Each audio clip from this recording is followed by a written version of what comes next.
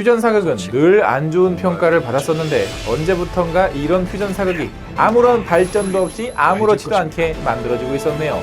광대들 풍문조작단 리뷰입니다. 내가 찾던 자들이라.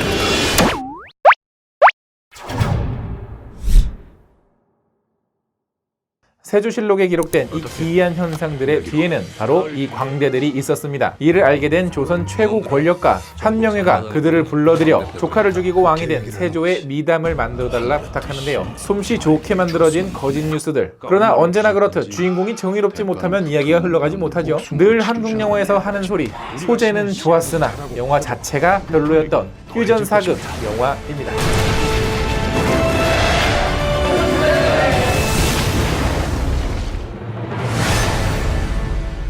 안녕하세요. 같이 영화 보는 남자 엉준입니다. 오늘 여러분들께 리뷰해드릴 영화는 바로 광대들 풍문조작단인데요. 이 영화는 눈을 즐겁게 하는 다양한 시각 효과들이 가득하지만 그 어느 것도 큰 감동을 주지 않는 영화였습니다. 당연하게도 좋았던 점보다는 아쉬운 점이 더 많은 영화였어요. 개인적으로는 이런 시도 자체는 저는 나쁘다고 생각하지 않습니다. 늘 응원을 하고 있어요. 이런 독특한 컨셉의 영화들. 거기다가 퓨전 사극이기 때문에 할 수 있는 시대적 한계를 뛰어넘을 때 생기는 재미가 분명히 있거든요. 그러나 결말부터 다시 말씀드리면 그러지는 못했어요. 그렇다면 망작이냐? 그거는 아닙니다. 그냥 평작인데요. 그러나 많은 분들에게 굉장히 인상에 남을 만한 영화냐? 그거 역시도 아니었습니다. 그럼 제대로 한번 들어가 보죠. 일단 이 영화는 각각 특기와 장기가 있는 멤버들이 각자의 능력을 막 살리면서 사람들을 눈속임하는 게 주요 내용인데요.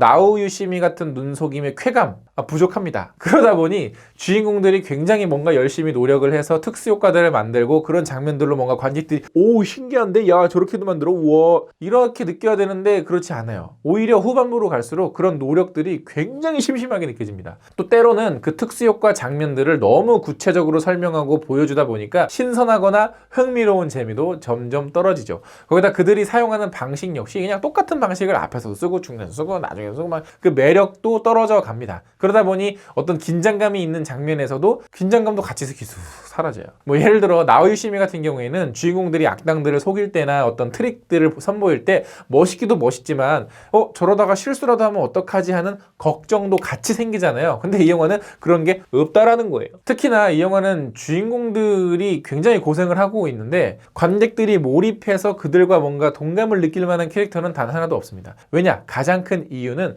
주인공들의 동기가 설득력이 부족하다라는 거예요.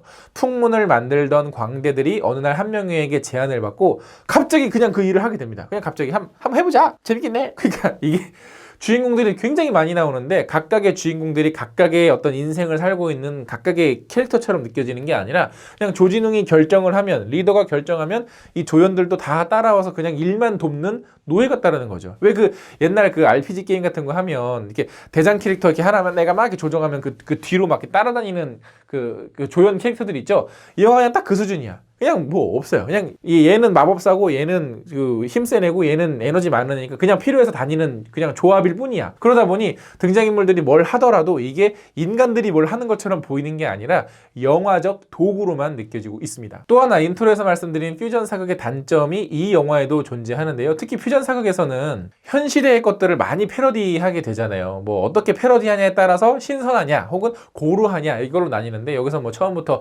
아비정전 대사를 아무렇지 않게 패러디를 합니다. 그래 거기까지 좋다 이거예요. 근데 문제는 그게 끝이에요. 그러니까 그런 어떤 개그의 어떤 톤 앤 매너가 일관성이 없어요. 그러다 보니까 처음에 이런 장면이 나오면 그래? 이 영화는 약간 요런 톤이구나. 그럼 앞으로 요런 코미디가 좀 깔리겠네? 없어. 다음 패러디가 없어요. 왜 안 나오지? 뭐야 이게 그냥 끝이야? 그러고 나니까는 나중에 나오는 이상한 개그 요소들도 가뿐싸. 또 이 영화는 매력적인 대결 구도를 놔두고도 아주 그냥 올곧게 직선적인 이야기로 진행이 되는데요.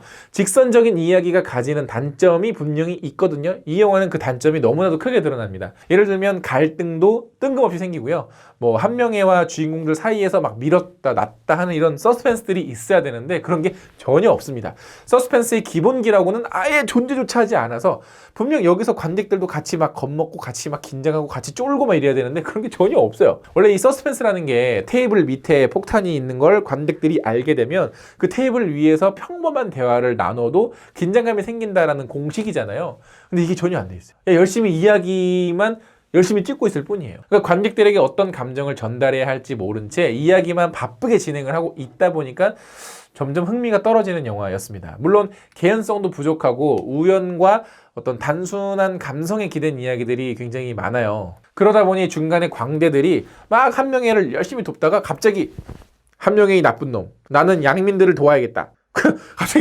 갑자기 반성하고 갑자기 막 한명회한테 갑자기 막 대들고 하는 부분들이 그래서 공감이 안 되고 억지스럽게 느껴지는 겁니다. 이런 캐릭터 하나하나의 어떤 갈등, 이런 것들이 빌드업이 전혀 이루어지지 않은 채 그냥 뜬금없이 갑자기 얘는 태도가 바뀌고 갑자기 얘는 저렇게 한다고 그러고 갑자기 얘는 이렇게 한다고 하니까 이런 전개가 반복되다 보니까 나중에는 영화가 되게 지루해지기 시작을 하는 거예요. 마술의 비법을 다 알고 나서 그걸 마술사가 열심히 무대 위에서 하는 그냥 그걸 보는 느낌.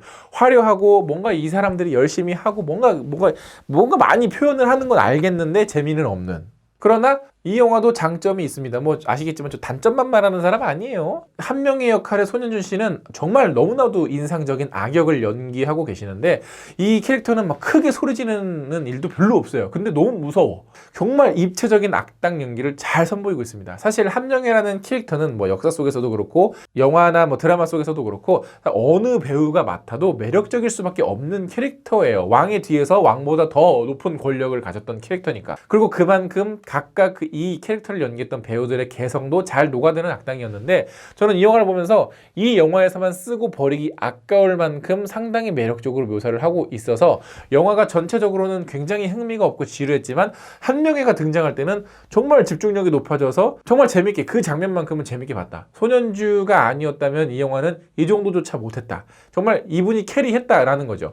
그래서 손현주 씨가 연기했던 한명회라는 캐릭터를 가지고 따로 아예 그냥 또 한 편의 영화를 따로 만들어도 되겠다라는 생각이 들 만큼 좋았습니다. 이 영화는 뭐 광대들, 뭐 풍문, 조작단이라는 얘기처럼 가짜뉴스에 대한 어떤 비판이나 뭐 풍자 이런 게 있다라고 느껴지긴 해요. 근데 약간 한 0.3% 정도 함유된 것 같습니다. 어떤 그 의도만큼 그 주제가 잘 살지는 못했던 것 같고요. 그냥 광대들이 뭐 이렇게 만들면 저작거리에서 쏙떡쏙떡 되는 걸로만 그쳐서 아 가짜뉴스라는 게 이런 힘이구나. 이게 정말 무섭구나. 이게 또 때로는 도움이 되는구나. 이게 어떤 영화적인 울림으로 다가오는 게 아니라 약간 그 서프라이즈 TV에서 보는 저런 일이 있었구나. 저런 일이 있었어. 하는 정도의 흥미로움밖에는 남지 않았던 아쉬움이 큰 영화였습니다. 자, 이 영화도 저희 엉찌 구독자분들의 댓글을 받아봤는데요. 그거 한번 같이 읽어보면서 이야기를 나눠보도록 하죠. 먼저 팬딩을 통해 저를 정기 응원해주시는 분들의 댓글입니다. 솔프렌드님께서는 추석 시즌을 노린 것 같은데 추석 전날 VOD 나온 영화.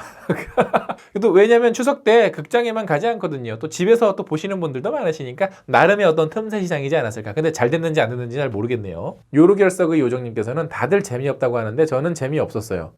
맞습니다. 재미없었어요. 굳이 저걸 왜 배경을 조선으로 했는지부터 의문이. 조선의 그 조선왕조실록 이런 걸 보면 그 작가들의 어떤 상상력을 자극하는 요소들 되게 많아요. 그리고 그런 것들을 통해서 만들어진 영화들도 더러 있었으니까 저는 그 소재 자체는 나쁘지 않았다고 생각을 해요. 근데 별로 이렇게 어줍지 않은 코미디와 좀 되도 않는 퓨전 사극으로 만들고 그렇게 표현을 하다 보니까 그 주제도 그 흥미로움도 잘 표현이 되지 못했던 것 같더라고요. 유튜브의 댓글입니다. 이효한님께서는 언제까지 욕이랑 똥오줌으로 웃길 생각할 겁니까? 관객이 유치원 꼬마애들도 아니고. 그러니까 저는 보면서 이 똥 지리고 뭐 그런 지리고 하는 그 정도밖에 생각을 못 하나? 요새 코미디 영화들은 좀 코미디언들, 그러니까 개그맨들의 감수를 좀 받았으면 좋겠어요. 세렌디피티 00님께서는 무대 인사 갔었는데 조진웅 배우님께서 그래도 괜찮지 않아요? 하셨을 때 마음이 짠했어요. 전 나름 재밌게 봤었거든요. 그냥 다 좋아하는 배우들이라 잘 되면 좋겠다는 마음일 뿐. 뭐 이제 팬심으로 응원하는 것과 또 영화적으로 보는 것도 다르잖아요. 물론 저도 이 영화 속에서 그 김슬기 씨의 캐릭터는 또 SNL 이후에 오랜만에 욕지거리를 하는 장면이 좀 많이 나왔어서 반갑기도 했고 좋았기도 했거든요. 그러나 그거와는 별개로 영화 자체는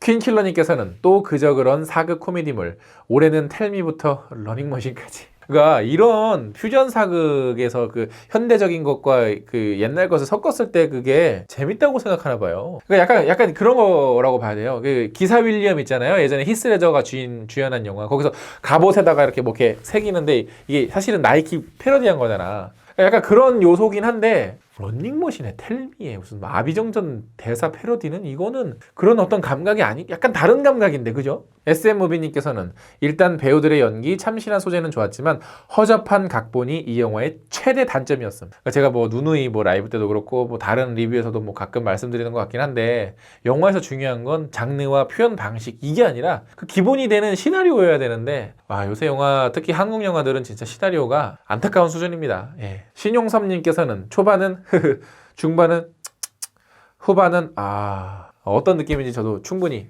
저도 공감을 하고 있습니다. 성준님께서는 한국판 나우유심이라고? 뭐 나우유심이도 그렇게 대단하진 않지만 나름대로 그 소재의 참신함을 잘 살리는 오락 영화였잖아요. 전혀 아닙니다. 이 영화는 아무래도 역시 뭐 한국 영화들은 소재 발굴하고 뭐 소재를 뭐 발견하고 뭐 이런 것에는 나름 그래도 괜찮긴 한데요. 항상 그렇지만 그거를 잘 풀어내는 어떤 솜씨는 많이 부족한 것 같습니다. 예.